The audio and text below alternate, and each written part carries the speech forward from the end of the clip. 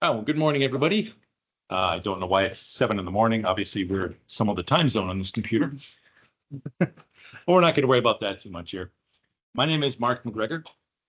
First, the shameless plug part of the presentation. I'm with the Parsec Group, Slave here, which was recently purchased by ITSA.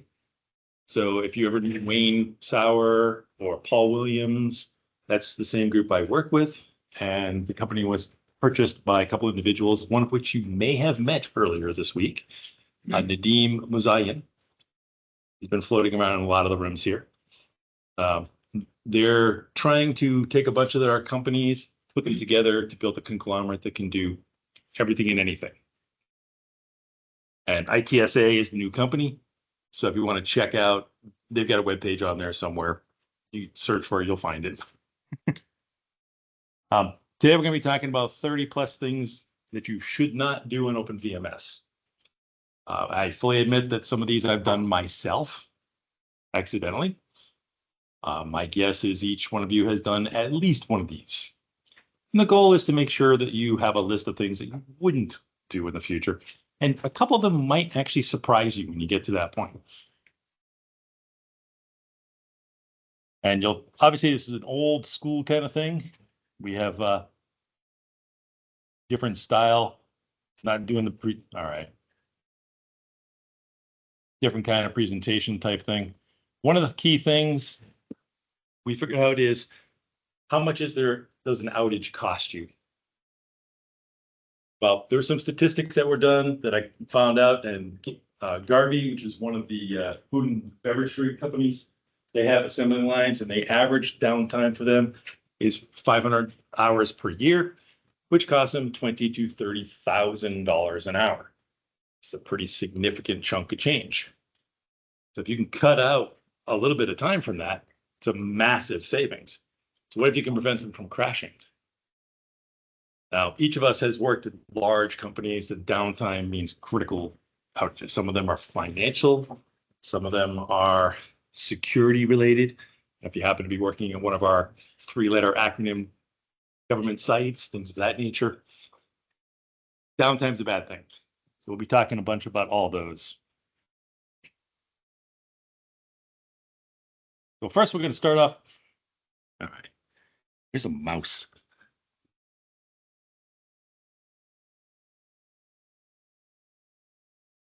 My apologies, they didn't provide a mouse for this, which would have made this a whole lot easier. You want a mouse? Yeah, please. Yeah, if you've got one, that'll make life a lot easier, especially if it's a rolling stand.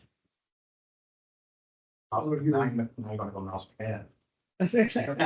I'm not worried about that. I can fake that. Excellent. Thank you very much. Is it a tail? Yep. It fits with the rest of the stuff of old school. Well, yes, it does. All right. Beautiful. Okay. So first we'll focus on some of the security concerns that we have out there. We've all grown and learned to love, the RWVs, the protection masks and things of that nature. Well, I've seen too many customer sites that I've worked with where the particular members are in different UIC groups. They don't have access to their files. And so rather than fixing their UICs and modifying them, put them in different places, instead, they just open up the protection masks. Shocking how often that happens. If you've been in VMS for longer than, a day, you're quite familiar with these, color schemes and things of that nature.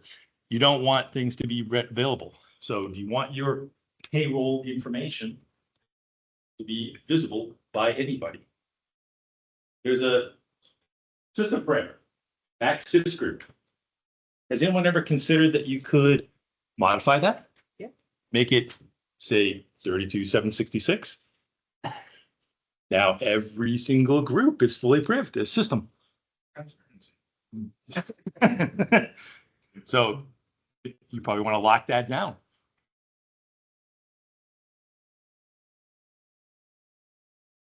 And obviously, worst case scenarios, if you can't come up with a protection mask that will allow you to provide access to the file as you need it.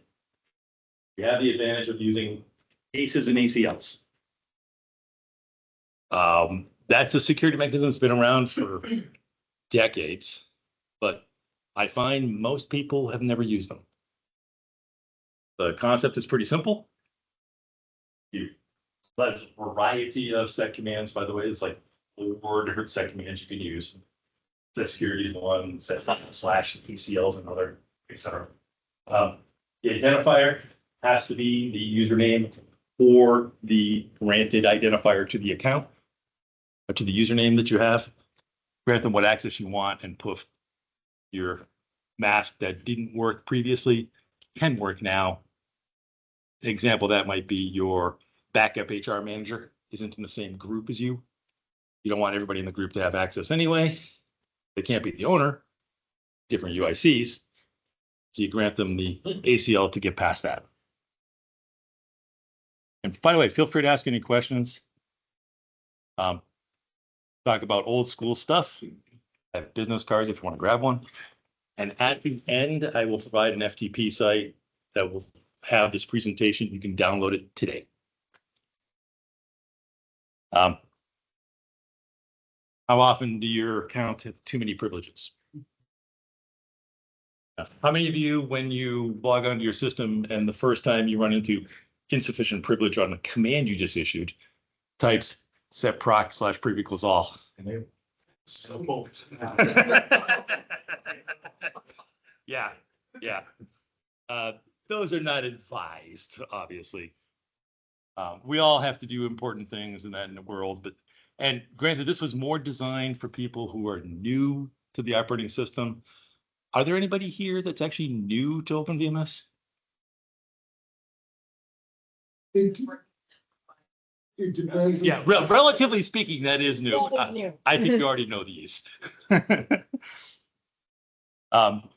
Just a description of each of the key privileges that exist out there and what that privilege grants you. Obviously, like read all, you are now, if you have that privilege, you're able to access any file as though you were the owner of it and read it. Bypass, same thing on a write purpose, etc. Lots of different privileges that are in here. Change mode kernel, you want to be able to run it in different executive mode. That's important. But we're all pretty familiar with those.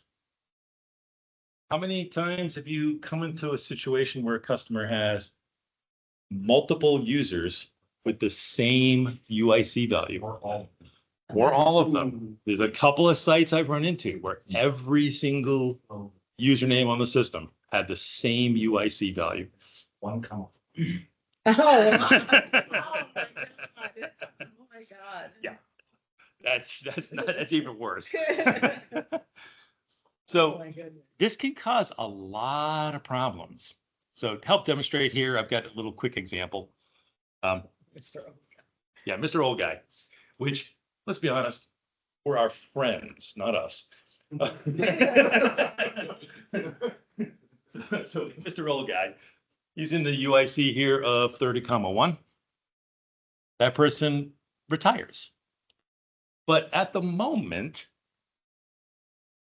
they happen to be in an HR department. And obviously these aren't real HR documents. So it tells you how much each employee makes. And if anybody's making 38,000, I'm sorry. And performance appraisals of how well they did their job and whether they might be able to move and things like that. Yeah, and, there's a variety of things. This is information you don't want anybody to have. When you check the ownership of the file, sure enough, it's owned by old user, because the identifier on the rights list translates that 30,1 to old user. That person retires. 2 years later, new user joins the company. And because they did a delete, a remove of the username, it's gone and the UIC value was removed appropriately. Your user comes in with the same 30,1 UIC value. Now, so what's that mean? Well, when you go look at the directories, the old user directory still has that name in it, but the files themselves are owned by the user. Because the files don't have node name or usernames in them. All they have are the UIC values. So it's retained through time and affects you in that context. You gotta be careful about that kind of thing. And that's why my recommendation has always been never do a remove, just disuser them. Yeah.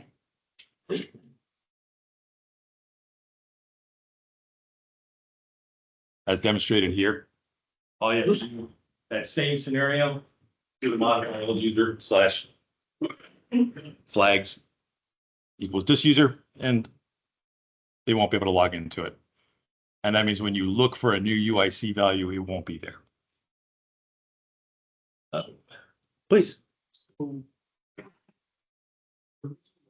User value. Is because there's a file owned by that person. Yeah. Yeah. So all files, all objects on the system are actually owned by the UIC value, Right. not by the username. So if you move that set If you- of files somewhere else, change ownership of the system, then. Oh, absolutely. But and you could theoretically, if you were going to do a remove on the account, Yeah. you could go to every single disk on the system and search for every single file that person owns, and then modify them appropriately. That is an approach. But how many disks do you have? One of my customer sites has 123 disks. And we're talking a lot of files. Don't take a job for DFP. Yeah. There you go. There's all sorts of things that we could talk about. Yes, please. Okay, so we know how this works in VMS. I'm now thinking, what happens if it's in the Windows Active Directory? Does that work in the same way? Because there's always a policy that you remove the user account, but potentially could there be files left behind that could, if they had a new user, it It's a could get. Great question. I Or a don't know. Windows guy. Does anybody know what happens on the Active Directory for the same So scenario? there's two things that can. One is based on the account name, and that's rarely if ever used, and that's based on application with that. The other is based on the security identifier, the SID, which is uniquely generated like a GUID. So when you delete the user, you now have a SID listed in permissions instead of the username, and that SID will not be reused. So when you make a new user with the same username, then that person won't have access to the old files. But if you have any applications that use like LDAP authentication and verify based on username and password, if that username matches, the application will still let you see things. So you shouldn't reuse usernames regardless. But making new accounts with the same name won't give you the permissions of the old files. That's interesting. Thank you. Thank you. So we've all heard of denial of service attacks on a machine. Most people consider that attacking the ports, filling up all the user slots, the process slots, and making it impossible for someone to log in. That's not the only kind of denial of service. What if you eat up the CPU? You create a little program, loops, has a particular privilege on it, does something simple. You can eat up the CPU dramatically. Make sure you watch for those kind of things. Use the various monitor commands with the slashes in order to find what you're looking for. Don't need much privilege. No, you don't. That can also be done at the application level too. There was a famous attacker years ago. What I had to do was make a malformed request to I think it was the Apache web server, and it just spiked the CPU. Yep. I remember that. Everybody has some off the shelf monitoring. Something. No. No, It should. no, we've written our own. In fact, Yeah, I not get even three. close. I have several customers that are running without any kind of monitoring of any kind. In fact, they literally will call us with, hey, things seem slow. And that's it. It's all. And you have to call it and you try to figure out what's going on at that point in time. Does anybody ever put CPU? Anyway, Say it again? Does anyone ever use the modify username / CPU limit? Yeah, no, I've never seen Yeah, it I've used. I've seen it always set to 0. Last time I saw somebody do that was like VMS or something. So no, I haven't seen anybody do that in quite a while. Freeware and shareware.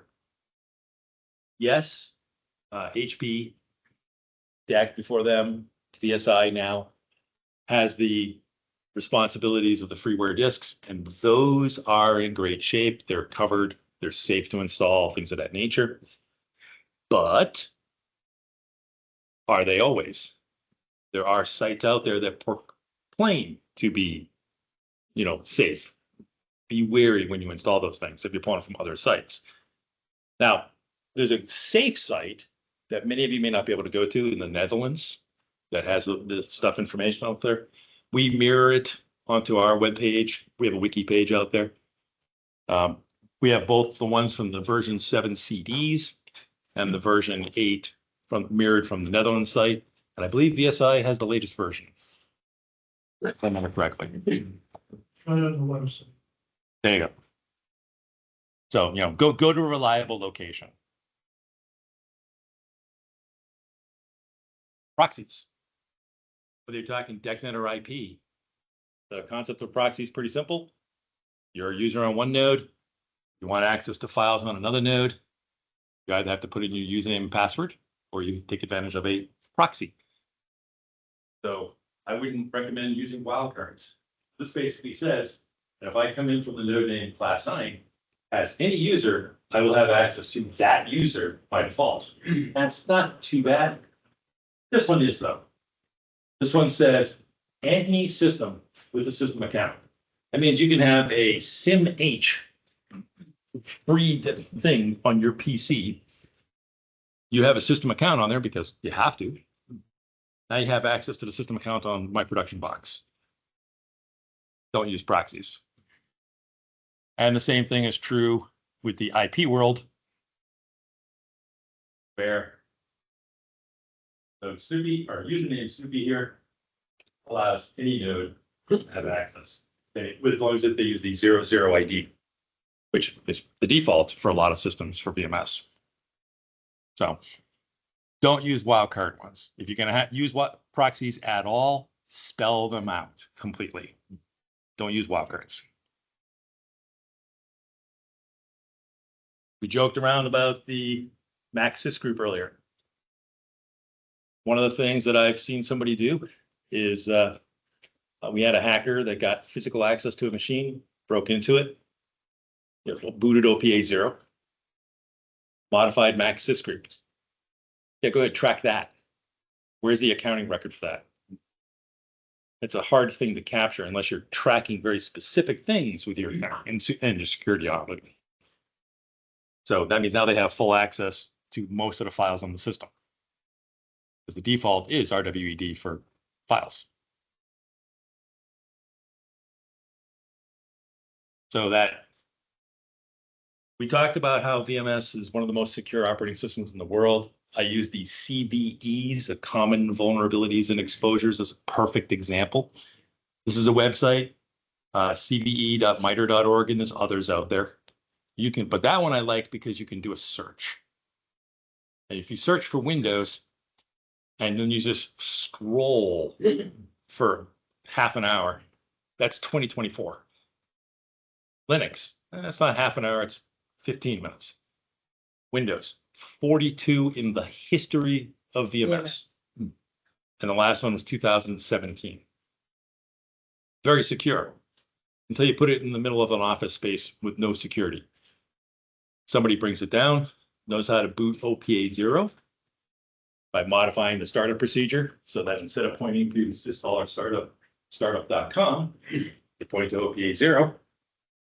You boot, you're now no privilege. You don't have anything. You didn't have to type a username, didn't have to type a password. You're at the prompt, you're fully privileged. At that point, you would do an this. And now the system runs up as normal. Everybody else just thinks the system bounced. You didn't even notice. Meanwhile, you modify the Mac sys group 32768. Well, at that point in time, you are considered system for all that RWED stuff we saw on the previous screen. Every file in the system.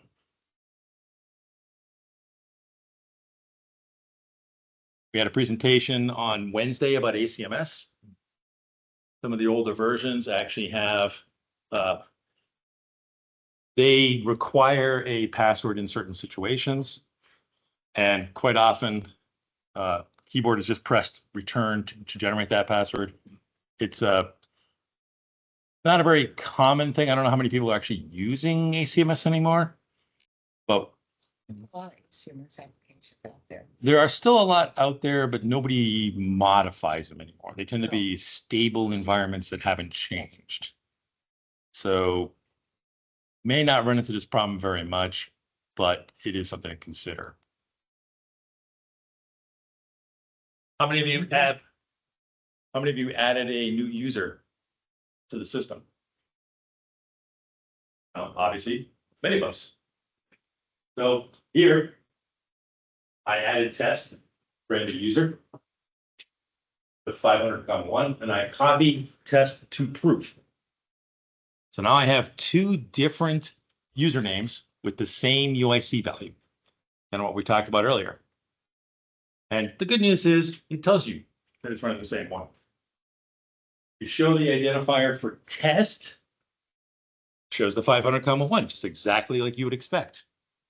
You show the identifier for proof. It goes, huh? What are you talking about? There is no proof.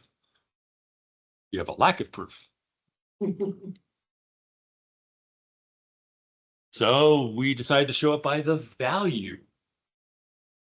Showing the value, this is there. Let's modify proof to 500,2. You know, somehow it got messed up, right? But it modified test, not proof. One of the nice little gotchas here. So test now is 500,2. So the wrong one got modified. Yeah. So, and of course, if I show the 500,1, which I was obviously if test got modified, then maybe proof is 500,1, but nope, it doesn't even exist. So be aware of the little gotchas in that world. What you have to do actually is effectively remove the identifiers and re-add them. That's what you're going to have to do to fix it.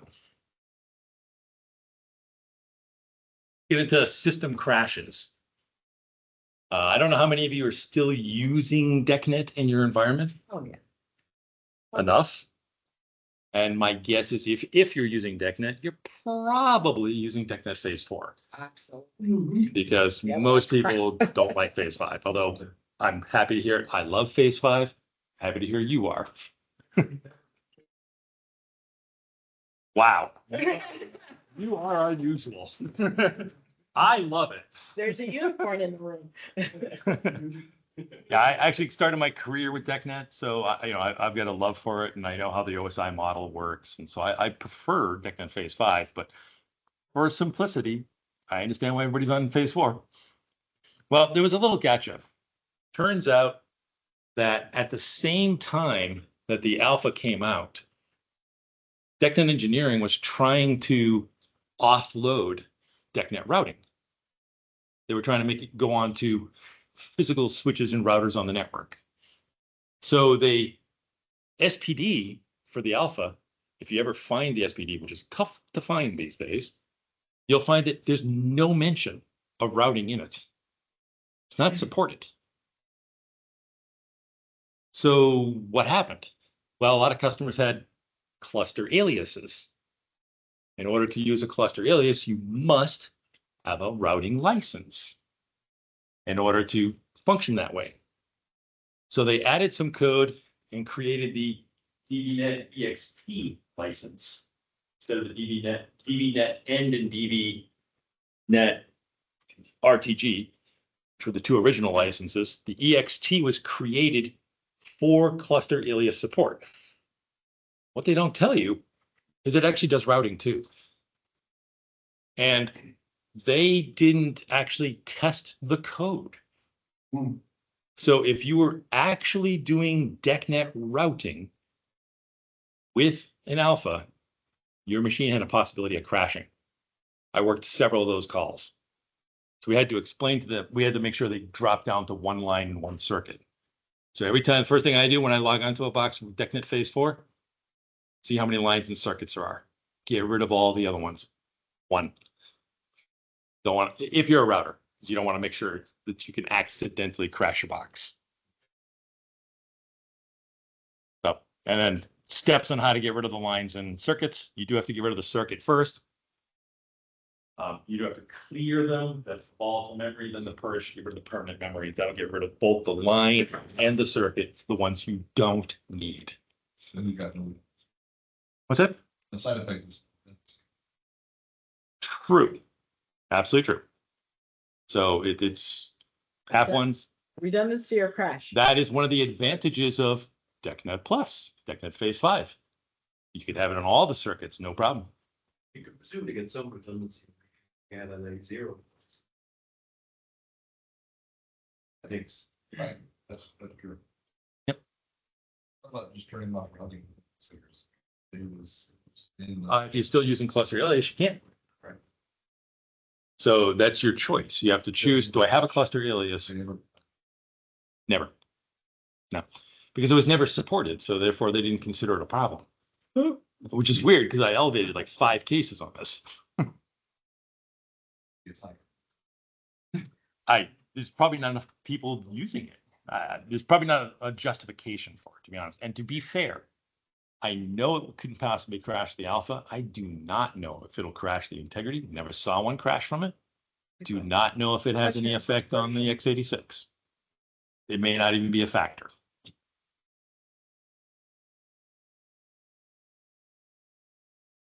Yeah. So proc-on crashes, there's a wide variety of things that can cause a proc-on crash. Never seen. Good system management problem. There are 2 basic rules that you have to follow when you're defining a device. It has to have a unique device name, and it has to be consistent throughout the cluster. So if it's $1 DGA 5, and that is going to be served out the entire cluster, it has to be $1 DGA 5 on all nodes in the cluster. The unique name is the label. You can't have 2 disks that have the same label name. When you do that, it doesn't work. Doesn't mount. Won't mount. And during the system boot process, if the system disk happens to be one of those 2 disks involved, you get into an infinite loop. It starts booting up, crashes with a proc-on crash, never finishes, and just goes forever. You have to break into it conversationally. Changeable only. You got it. And we, I didn't put the commands here. I thought I had them. But yeah, basically you mounted the particular disk privately, change the label, shut down, reboot, you're fine.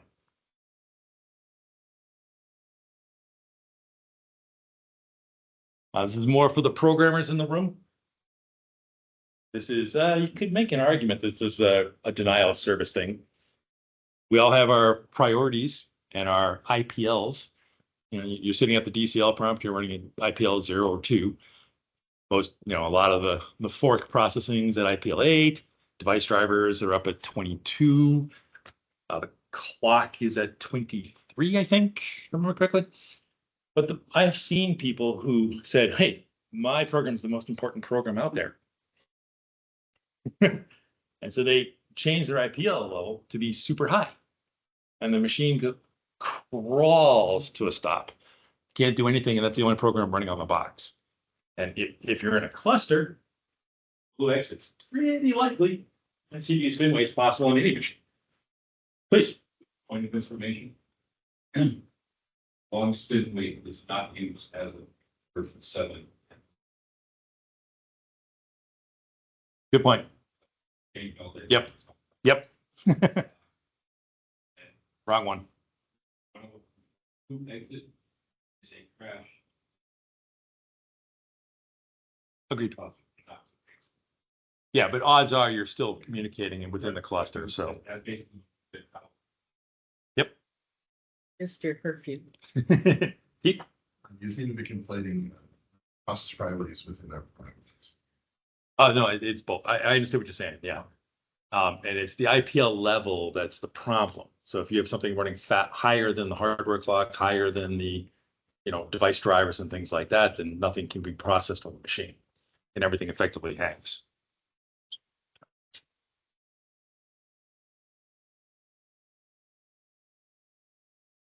All right.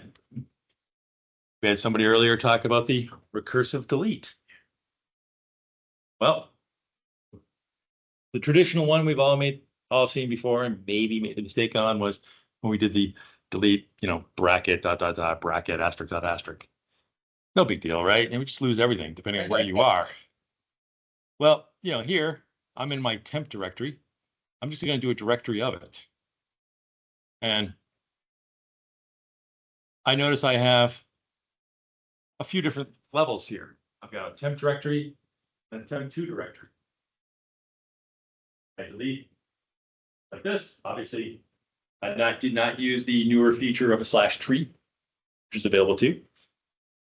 You get the error message, but you issue it a couple times, you get rid of all the directories as well as the structures.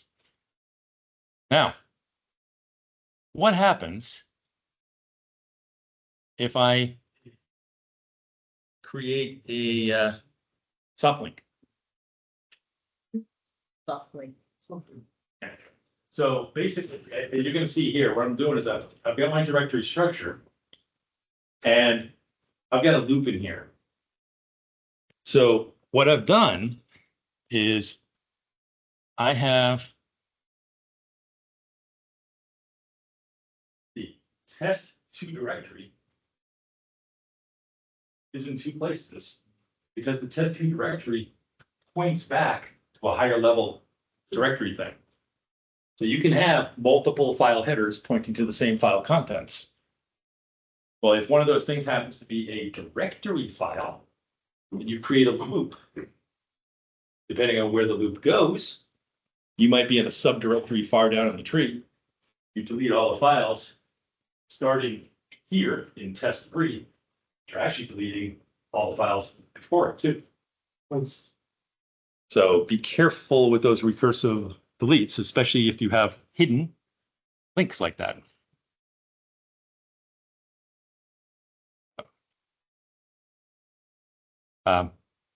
This should be hopefully obvious to everybody. Don't overwrite your volumes. I can spend a lot of time on that one for obvious reasons.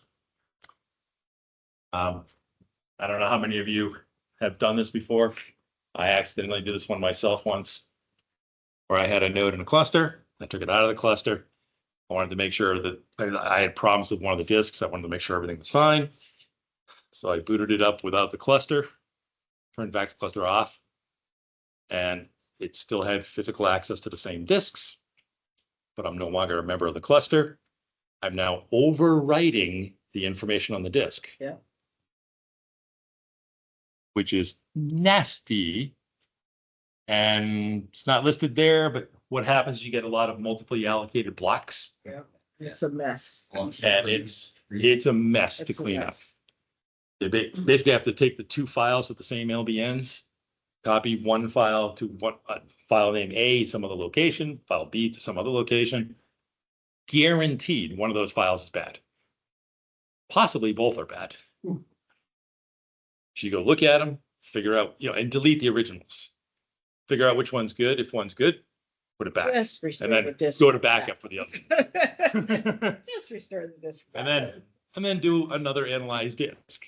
And you may have this recursive loop almost where you're going to be doing this check over and over and over because it's 30 levels deep and you don't even see them all. I have a client that I migrated them to shared max. And I don't remember what model we were emulating, but there's a max disk size on that particular model of max. Mhm. So because I can create disks of any size, I created one that's like really big compared to what they have in the RZ28 or something. And we're just great. It was filled up to this. And then the files and start disappearing, corrupting. It's like, well, I get the book out. Oh, yeah. Can't be bigger than, Yeah, so it's 552, and you can't have it bigger than 8.4 gig. And if you've got a 9 gig disk, that's when you see your problems. Yeah. Yeah. And Yep. Yep. They did fix that with the fiber SCSI patch, if I remember correctly, but, We're still. oh, not quite, oh, You- yeah. They still had those CSE pat names, that's right. Yeah. So Yeah. on mounting volumes outside the cluster, Mhm. so everybody's going to go like this now. So the production system has 4 member shadow sets. We split one of the members off to back it up, but we then clone it to other units on the storage array Mhm. and then add the missing member back.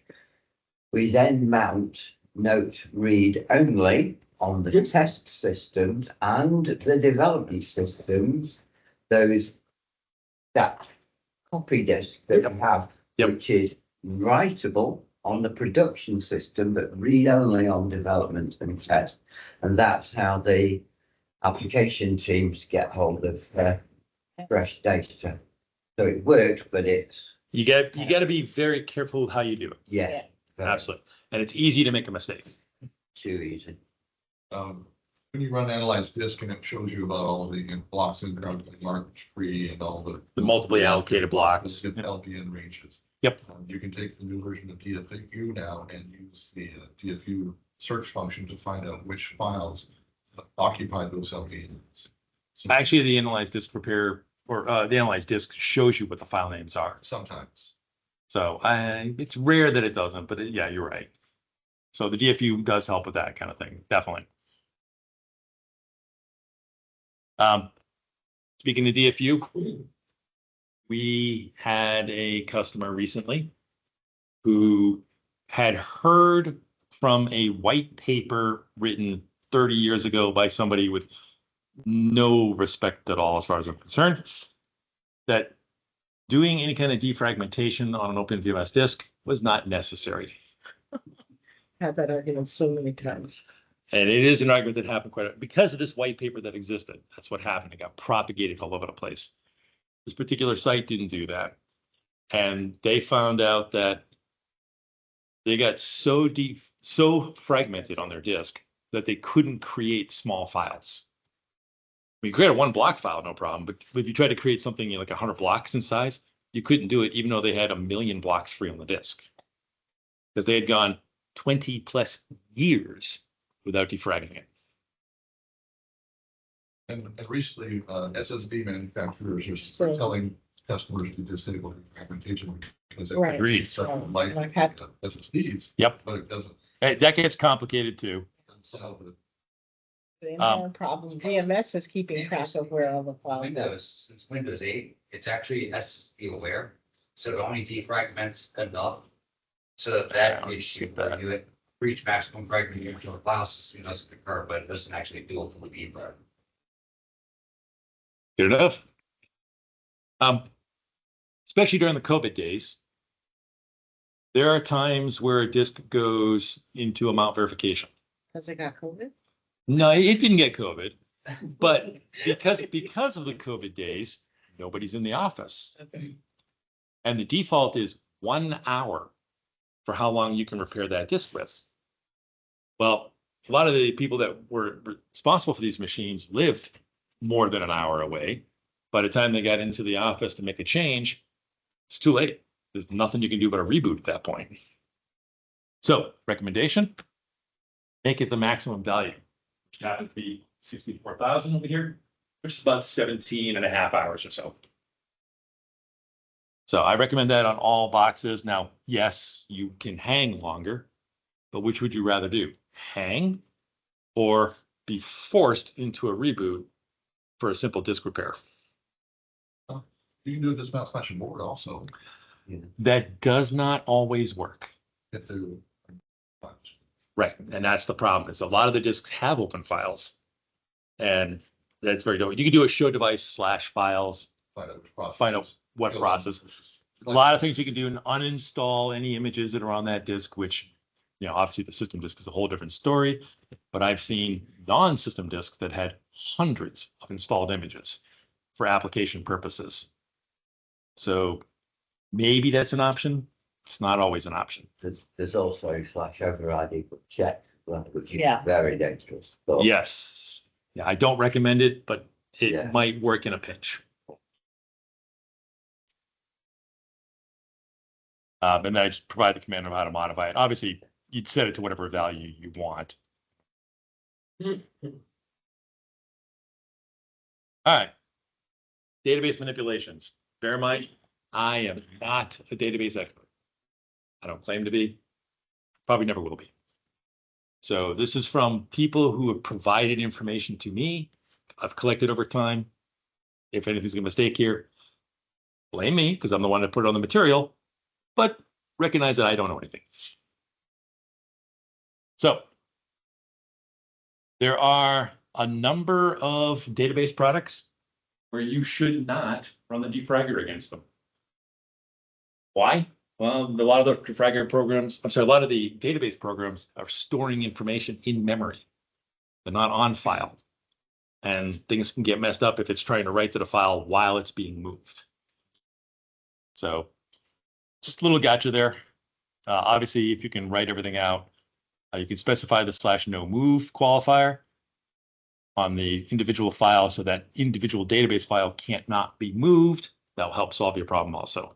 Doesn't prevent the fragmentation of the file, but at least prevent any issues with it. And every vendor product that exists out there at some point in time has had bugs where it couldn't deal with certain files. All of them. I believe all of them are stable in the current versions. But just bear in mind that there may be very specific scenarios with the debuggers where they can't handle specific files. So if you're trying to defrag your disk, what should you do? Image backup and restore. That's your best option. I noticed you got Perfect Disk on there. I don't know how many people are aware, but Rapsco has gone out of business Yeah. of April. So that might thank you. Got expiring keys. Rapsco have gone out of business. Oh, Next update is gonna take a while. Yeah. Yes. Obviously, because it's storing stuff in memory, if you back up the individual files on disk, you're not necessarily getting the latest data. So most databases have a flush command of some kind to take the data from memory, flush it to disk. Make sure you do that before you back up the files. And shockingly,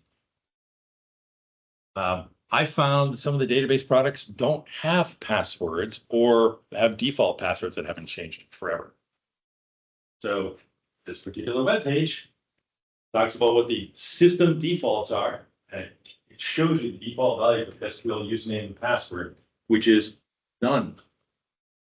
By default, there's no password. And that's their documentation that says that. And Sybase, similar problem. That's the default. Again, username SA, no password. Not advised. Make sure you make changes to that if you can.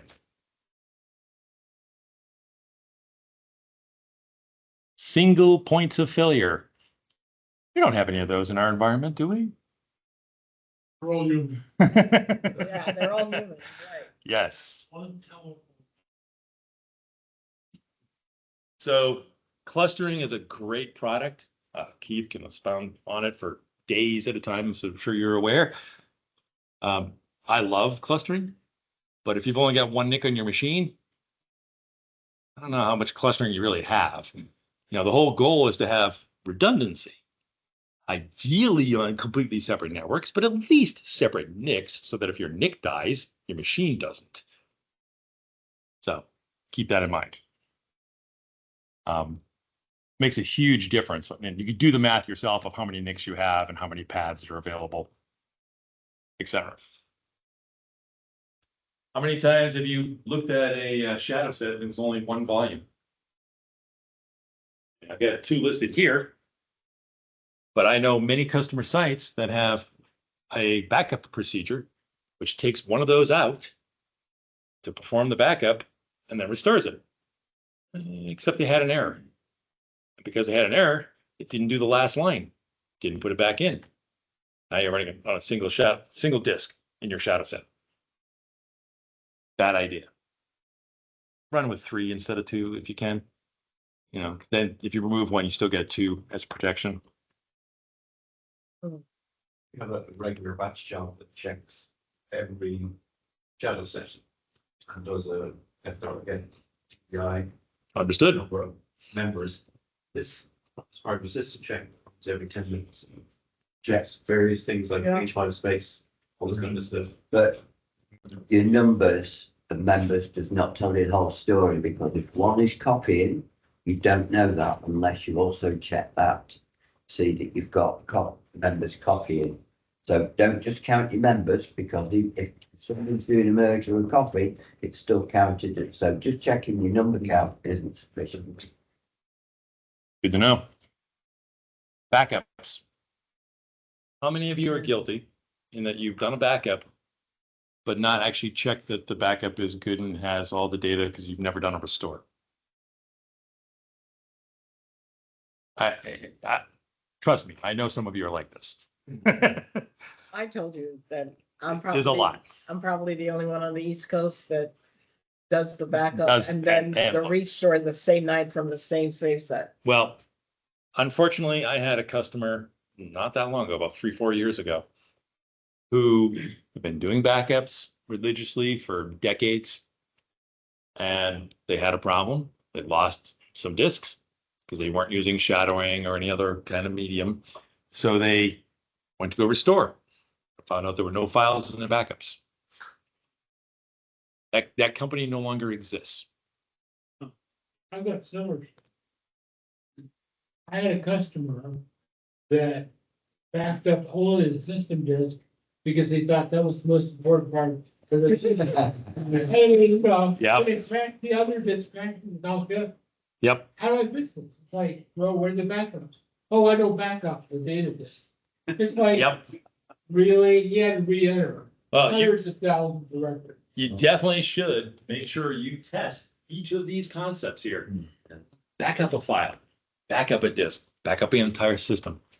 Routinely at the end of our backups, we do a dismantle known load on the tape and then do a backup from the first save set on the tape just to NLCO and just restore it to NLCO run.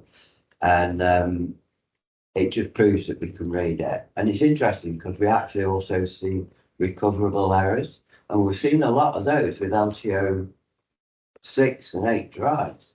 And that's resulted in hardware faults because some of the firmware on the LTO drives is not as good as you might think. Mm-hmm. But that's how we found that. That, I mean, backup / list is not sufficient. Yeah. No. Oh, yeah. We would prefer backup to the null device. Yeah, Yeah, you can do it. I can't remember how we do it now, but because it's not null is non-file structured, obviously, but it's the way of doing it. Let me get back to this. I apologize. I got a few more pages here. DR planning. 2 of them. I've got a lot of information in here. It basically talks about, from a third-party vendor that says, hey, you're a fool if you don't do DR testing. Make sure you do it. Why? Because, there's never been a hurricane that wipes you out, or a tornado, or fire, or any of the other disasters that are occurring throughout the country. Well, and there are legal requirements for like financial institutions to do that, regardless of whether they want to or Agreed. not.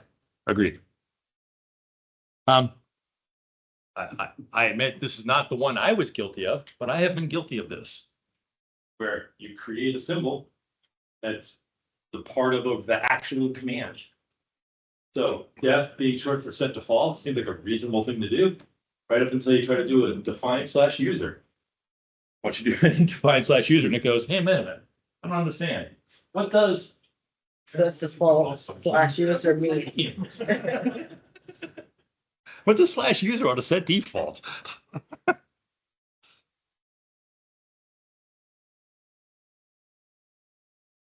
This one's a little more non-intuitive. There are a number of processes on the system that you should never try to delete. Mhm.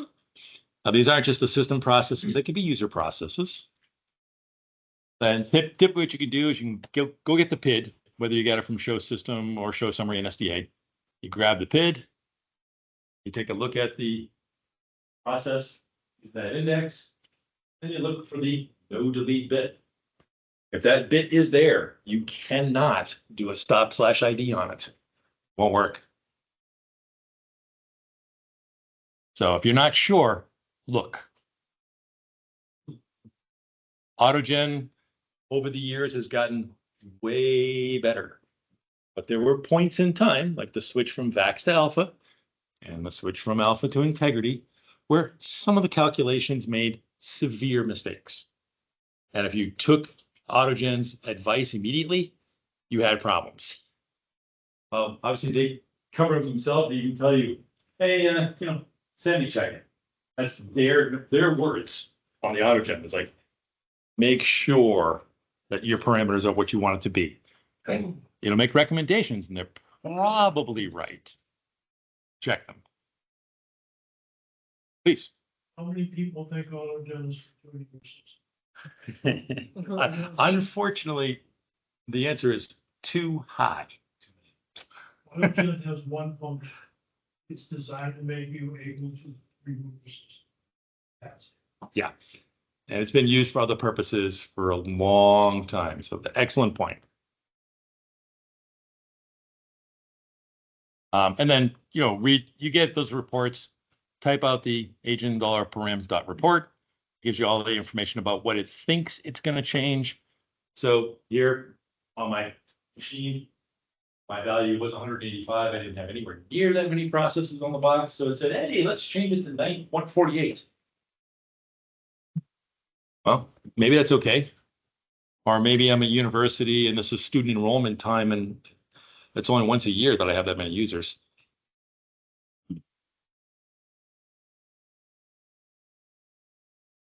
There is an issue with virtual page count and max process count, so Yes. you can make systems unbootable if the Agreed. figures get out of step. Make sure your system disk doesn't run out of space. Real bad idea. If you need some advice on how to pare down things on there, let me know. I'm happy to help out anybody. Basically move a lot of your larger files, your operator.log, your counting Accounting files, security audit, move them to other disks. That's a big feature of doing that. Yeah. Yeah. Now, most of you are probably on modern equipment, but if you still get some VAX, some early alphas, you've got 10100 NICs. Now, as it turns out, the auto negotiate of a 10100 NIC is not auto negotiate. A good friend of mine gave me a description once. I love his description. It's an auto request. So here's the situation. You and the switch. There's a network blip. You see the blip, but they don't. The switch doesn't see it. So you send out a message saying, hey, I need to renegotiate. But the switch, having not seen the network blip, ignores it. After a certain amount of time, you go, okay, and you drop back to 100 full. 100 half duplex. So now you got a speed duplex mismatch. Communication goes through the toilet. So hard on 10100 NICs, hard code both the NIC and the switch port. When the gigabit NIC came out, it was a true auto negotiation. If you accidentally end up on a negotiating, and one side thinks it's. Yeah, you end up with tons of pack. Real disaster.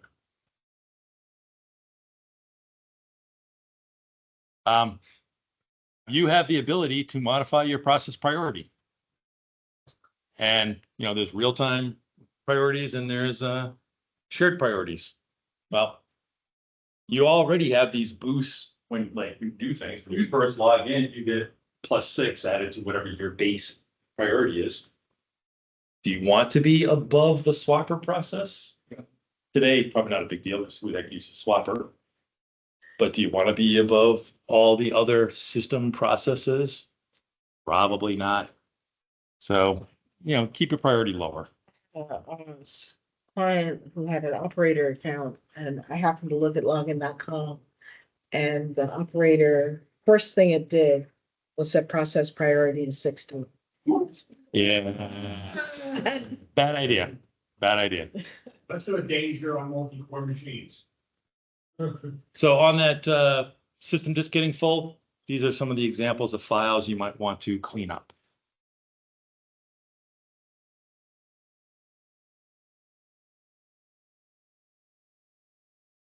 Very, very common. This one is specific to very specific versions of TCP/IP. When you went into this utility, it created a BG device. Yeah. Yes. And because it created a BG device, if you tried to do a shutdown, it would fail and tell you there's a BG device in existence. It was a catch-22.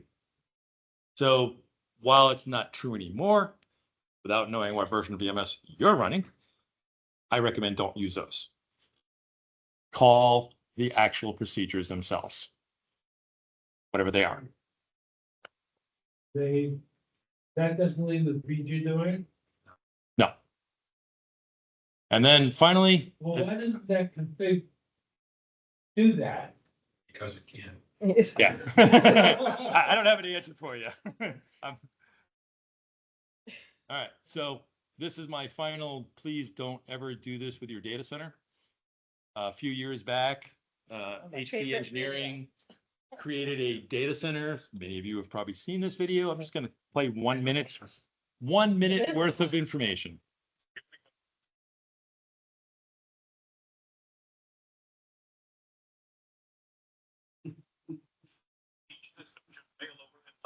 I showed at the beginning of that.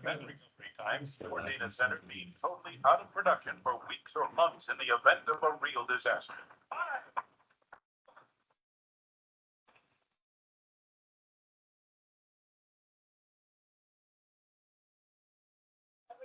There it is. How about that? Let's look at what's available. First, here is an example of the explosion interrupting availability. Here's Linux. And now nonstop.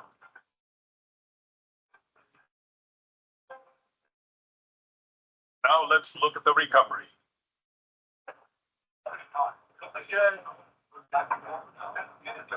There's open. Winner. Yes. I have a backstory. I remember talking to Hopper about this after it came out. And he went and selected optimum system settings for this very scenario. And then he went like to the Linux group and asked them what they were doing. And they said, what? So all the other OSs didn't do anything. My quick thing, if you want a copy, you can go get it there. There's a more famous example of that. Carnegie Mellon on 9/11 didn't notice the tower. Yeah. Oh, I've got other examples because they were also in Newark. Yeah. Yep. There's that story of the sitting chairman on the phones in New York asking what is going on, watching the tower crashing and seeing his system still running. Oh. Now destroyed tower. And I just realized it's probably not a doc, it's probably a PDF. My apologies. I'm not sure which one's there. I don't know. Could be either one. I'm not sure. You're welcome.